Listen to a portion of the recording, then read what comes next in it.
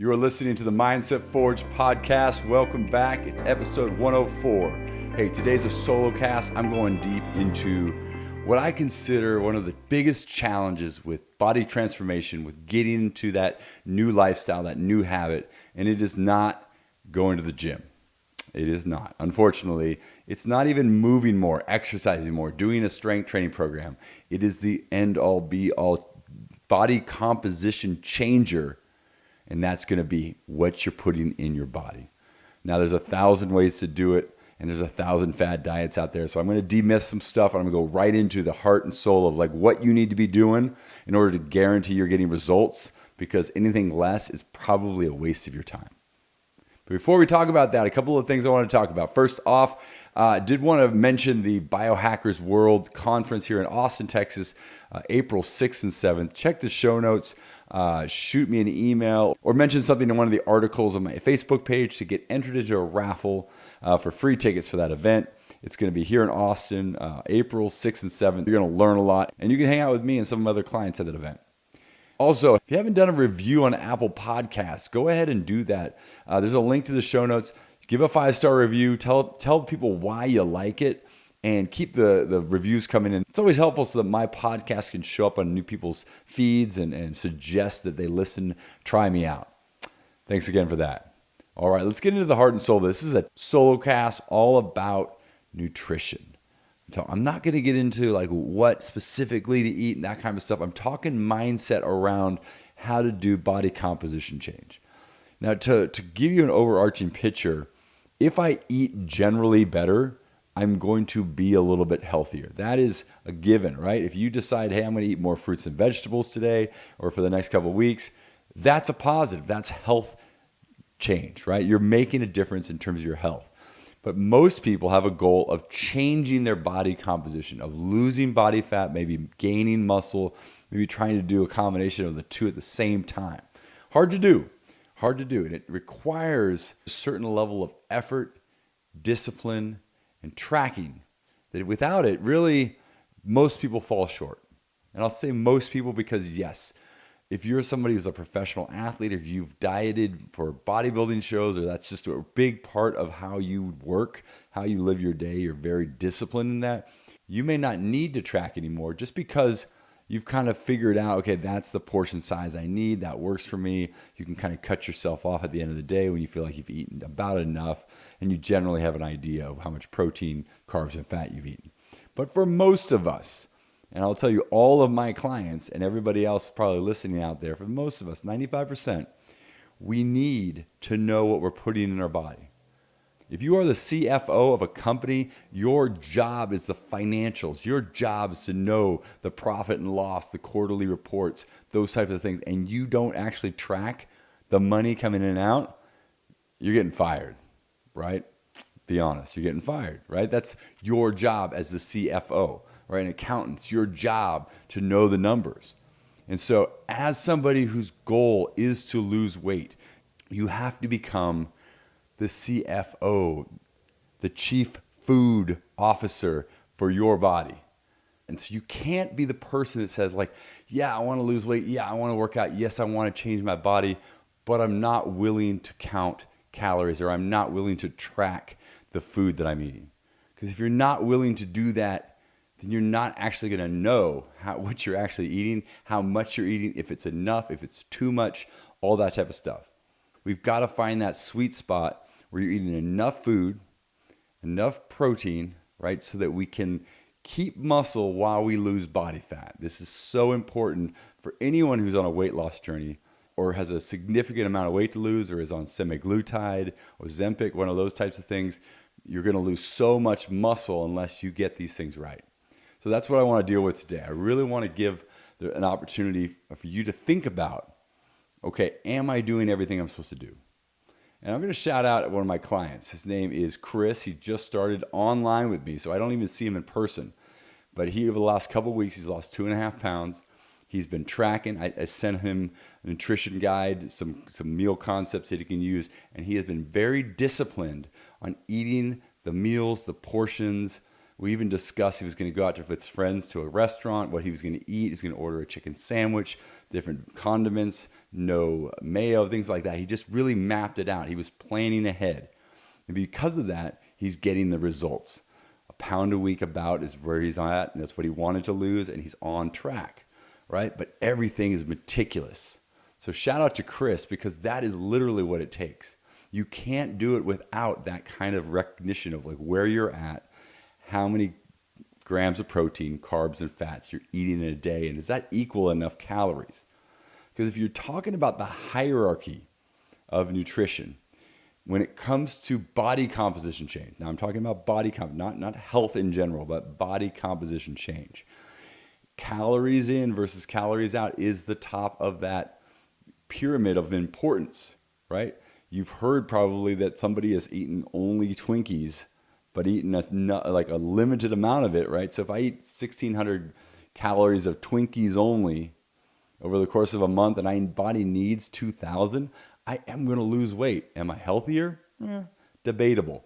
But the point is that the amount of calories you're taking in versus the calories you're burning just in lifestyle and walking around, that deficit, that is the most important thing to losing body fat. Okay, number 2 is going to get into macronutrients. So your protein intake, making sure that's enough so you're meeting your nutrient needs so that your body can maintain muscle mass and tissue so that it convinces the body to lose body fat, not muscle. It's a lot easier to kind of melt off muscle just by fasting and just working out and doing HIIT training and just kind of starving your body all day. That's an easy way to lose a lot of weight, but actually lose a lot of muscle. And that's what's happening with a lot of people that are taking Ozempic, semaglutide, is they're losing weight. Their body composition is dropping, but the percentage of that is muscle mass loss, not overall body fat. And so a key component there you need to understand. And that's why I definitely recommend, and this is like as you start prepping for weight loss or body composition change, do more than just measure your weight, right? Measuring weight is a good indicator of change, but when it comes to like actual body composition change, the end all be all would be go get a DEXA scan. One of the things I do with my concierge clients is I send them to the University of Texas, they get a DEXA scan, and that gives them skeletal muscle mass, body composition in terms of body fat and muscle mass, but also visceral fat below the abdominal wall, kind of around the organs, and also bone density. It's a fantastic just test to really see where your health is, where your body holds weight, holds muscle, holds fat, right? You get that, and then you can truly look at, okay, what's going to happen in the next 3 months? What's our goal, right? And then you got to look at, okay, yes, weigh yourself a couple times a week. I tend to weigh myself daily because I like to see the little fluctuations, and I just track it. When I'm trying to lose weight, I'm tracking just those daily numbers, not getting too up and down about what the number says, but over the course of the week, I do an average, and I notice that my weight kind of ticks down a half pound to a pound a week, which is exactly what I want.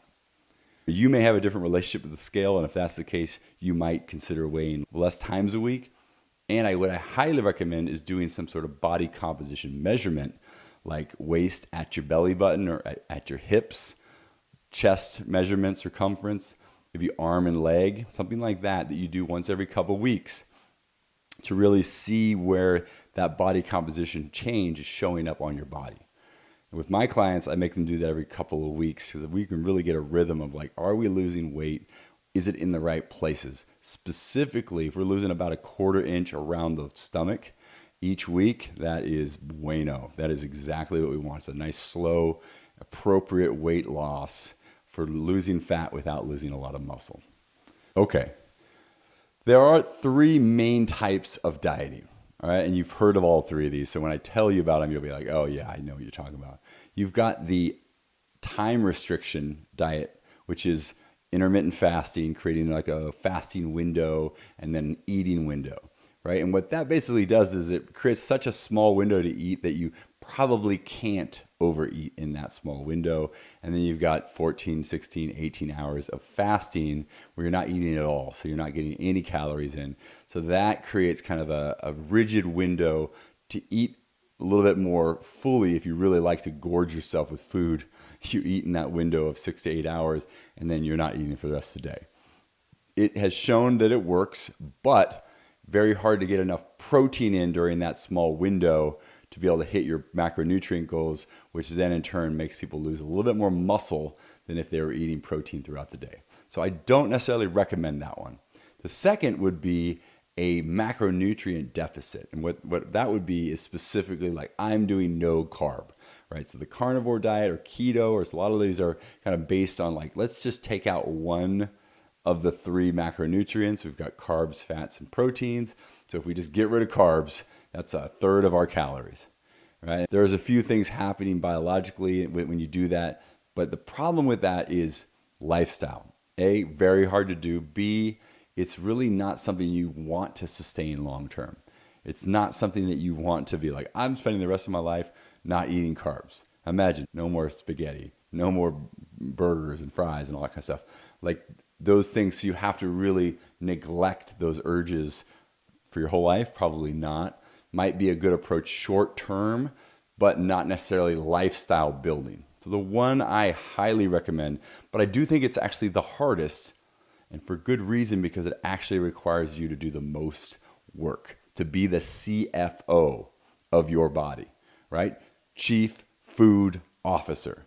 This is where you literally count calories. You get MyFitnessPal, chronometer, something like that, and you're counting the food that you're eating, you're putting in your body. You're tracking the macronutrients, the protein levels, the carbs, the fats, and you're seeing that you're getting enough protein. And when I say enough protein, generally I tell people, what's your ideal body weight? So if somebody's 200 pounds and they want to get down to like 180, that's like when they remember that they think is like their lean, strongest version of themselves, then I would say, hey, let's shoot for 180 to 185 grams of protein a day. Let's start there. We want to hit that protein intake to make sure we have enough protein to really feed the body the amino acids, things like that, so you can really keep your body super healthy. Especially if you're doing strength training, you need that protein to recover, to heal, and to get your muscles stronger and stronger. So highly important. Okay, so it doesn't really matter when you eat those calories either. Like you can have a meal in the morning, go 5 hours, no food, eat lunch at 2 o'clock, and eat dinner at 7 or 8, 9, I don't care, 10 o'clock at night. The whole idea that you shouldn't eat before bed is really just to keep people from making bad decisions and snacking before bed. But when you're trying to count calories and get your macronutrients in, you really have to hit your goals. There's a lot of people that will get to dinner time and they're like, crap, I need 60 grams of carbs, I need 80 protein, and I need 20 fat. You got to eat it. Maybe you eat half of it then, and then maybe 2 hours later you eat a little bit more. You have a smoothie or something like that to get the rest. But you don't go to bed undershooting your caloric intake, because that caloric intake is already at a deficit. You don't want to be at a significant deficit, because that will really put your body into a place where it's not ideal, right? It's going to affect your sleep. You're not going to lose body fat as well. It's just not a good place to live. So you want to hit those target goals with your calories and then your macronutrients, right? And then below that, in terms of prioritization, it would be like the quality of food, organic, whole grains, fruits and vegetables, those types of things. Hey, if you can get really high quality stuff, grass-fed beef versus regular select beef, hey, awesome. That's even better, healthier for you. But we don't want to put that up at the top, because then we don't really understand that like body composition doesn't happen because we're eating healthier foods. It's because we're eating less calories than before. Okay, so that's really what I want you to understand. And here's the last piece, right? Even though it doesn't directly impact your calories in, your calories out, weight loss, your sleep is essential. We grow in our sleep, we recover in our sleep, we lose weight in our sleep, right? Like there's so many things happening, hormone function, recovery, body cells rebuilding, all those things are happening when we sleep. So if you're going to put your focus and intention into weight loss, you got to try to get 7 to 8 hours of sleep a night so you can maximize your recovery, which is also going to lead to better weight loss. that's all I got for you. Really just a lot to chew on. Take stock, think about like how dedicated you are, and understand that your mindset and the discipline it takes to track is going to be a key determiner if you actually get the results you're looking for. Sometimes we can actually spend too much effort in the gym, going for runs, doing all the physical activity because we actually are good at the actionable stuff of fitness. We're not so good about the discipline of tracking, making sure we're getting the right food, all that kind of stuff. And so we don't get the results we're looking for just because we're missing that piece. So this is something for you to think about this week.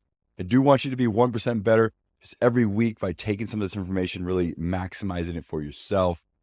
Keep it up. Hey, if you're looking for coaching with me, reach out. You can find a link in the show notes to get a discovery call with me. We can talk about your goals, what you're needing more emphasis and accountability on. I can help you with that, or I can get you with one of my coaches who can work with you either online or in person across the Austin area. Thanks again for listening to the Mindset Forge podcast.